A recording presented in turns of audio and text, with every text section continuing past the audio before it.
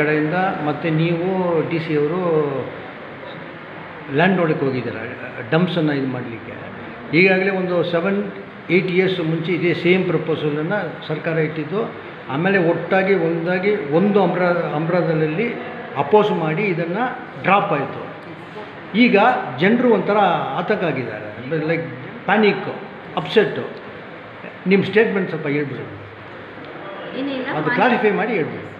ಮಾನ್ಯ ಜಿಲ್ಲಾಧಿಕಾರಿಗಳು ಭಾನುವಾರ ಒಂದು ಬೇತ್ಮಂಗಲಕ್ಕೆ ಸಂಬಂಧಪಟ್ಟಂಗೆ ಒಂದು ಇಂಟೀರಿಯರಲ್ಲಿ ಜಾಗ ಯಾವುದಾದ್ರೂ ಇರೋ ಜಾಗ ನೋಡಬೇಕು ಅಂತಂದರು. ಅದು ಗೌರ್ಮೆಂಟಿಂದನೇ ಅವ್ರಿಗೆ ಒಂದು ಆ ಥರ ಒಂದು ಎಲ್ಲಿ ಜಾಗ ಇದೆ ಅಂತ ಅವರೇ ಹೇಳಿದರು. ಆ ಜಾಗನ ನೋಡಲಿಕ್ಕೆ ಬಂದರು.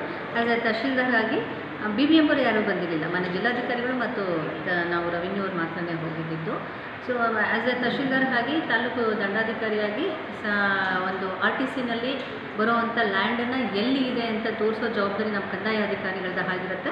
ಆ ನಿಟ್ಟಿನಲ್ಲಿ ನಾನು ಹೋಗಿ ಆ ಜಾಗನ ತೋರಿಸಿರ್ತೇನೆ. ಮಾನ್ಯ ಜಿಲ್ಲಾಧಿಕಾರಿಗಳು ನಾವು ಹೋಗ್ಬಿಟ್ಟು ಆ ಜಾಗ ಎಲ್ಲಿದೆ ಅಂತ ನೋಡ್ಕೊಂಡು ಬಂದಿರ್ತೇವೆ. ಈಗ ಲ್ಯಾಂಡ್ ಬರೀ KGF ಅಲ್ಲಿ ಮಾತ್ರ ಬಂದು ನೋಡಿದಾರಾ ಅಥವಾ ಬೇರೆ ಕಡೆ ಏನಾದರೂ ನೋಡಿದಾರಾ ಅಂತ? ಈಗ ಕೋಲಾರು ಬೇರೆ ಹತ್ತಿರದಲ್ಲಿ ಇರೋದು ಅದು ನನ್ನ ಗಮನಕ್ಕಿಲ್ಲ. ನನಗೆ KGFದು ತೋರಿಸ್ಲಿಕ್ಕೆ ಹೇಳಿದ್ರು, ನಾನು ತೋರಿಸಿದ್ದೆ ಅಷ್ಟೇ. ಅದು ನಮಗೆ ಸಂಬಂಧಪಟ್ಟಿದ್ದು ರೆವಿನ್ಯೂಗೆ ಸಂಬಂಧಪಟ್ಟಿದ್ದು ಜಾಗನೂ ಆಗಿರೋದಿಲ್ಲ, ಬೇರೆ ಒಂದು ಸಂಸ್ಥೆಗೆ ಸಂಬಂಧಪಟ್ಟ ಜಾಗ. ಈಗ ನೆಕ್ಸ್ಟು ಬೇರೆ ಸಂಘಗಳೆಲ್ಲ ಇದು ಪ್ರೊಟೆಸ್ಟ್ ಮಾಡೋಕ್ಕೆ ರೆಡಿ ಇದ್ದಾರೆ. ಅವ್ರಿಗೆ ಏನು ಹೇಳ್ತಾರೆ? ಸೊ ನಾವು ಯಾವುದೇನೋ ಪ್ರಪೋಸಲ್ಲು ಯಾರಿಗೂ ಕೊಡ್ತಾ ಇಲ್ಲ.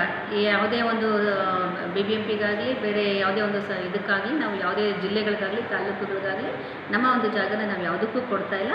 ಆ್ಯಸ್ ಎ ಕಂದಾಯ ಅಧಿಕಾರಿಯಾಗಿ ಆ ಜಾಗ ತೋರಿಸು ಅಂದಾಗ ನಾವು ತೋರಿಸಿದ್ದೀವಿ ಅನ್ನೋದ್ರ ಬಿಟ್ಟರೆ ಬೇರೆ ಯಾವುದೋ ಪ್ರಪೋಸಲ್ಸು ನಮ್ಮ ಕಂದಾಯ ಇಲಾಖೆಯಿಂದ ಯಾವುದಕ್ಕೂ ಹೋಗ್ತಾ ಇಲ್ಲ. ನಾನು ಅದು ಕೊಡ್ತಾನೂ ಇಲ್ಲ ಅನ್ನೋದ್ರ ಬಗ್ಗೆ ನಾನು ಕ್ಲಾರಿಟಿ ಕೊಡ್ತೀನಿ. ಯಾರಿಂದ ಏನೋ ಅಬ್ಜೆಕ್ಷನ್ ಬಂದಿದೆಯಾ ಈಗಾಗಲೇ? ಮಾಡಬಾರ್ದು ಅಂದ್ಬಿಟ್ಟು ಇಲ್ಲ, ನನ್ನವರೆಗೂ ಬಂದಿಲ್ಲ. ಬಟ್ ಎಲ್ಲ ಪೇಪರ್ಸಲ್ಲೆಲ್ಲ ನೋಡಿದ್ದೀನಿ ಅಷ್ಟೇ. ನಿಮ್ಮ ಗಮನಕ್ಕೆ ಯಾವ್ದು ನಮ್ಮ ಗಮನಕ್ಕೆ ಬಂದಿದೆ, ಬಟ್ ಪೇಪರ್ಸಲ್ಲಿ ನೋಡಿದ್ದೀನಿ ಅಷ್ಟೇ. Thank you.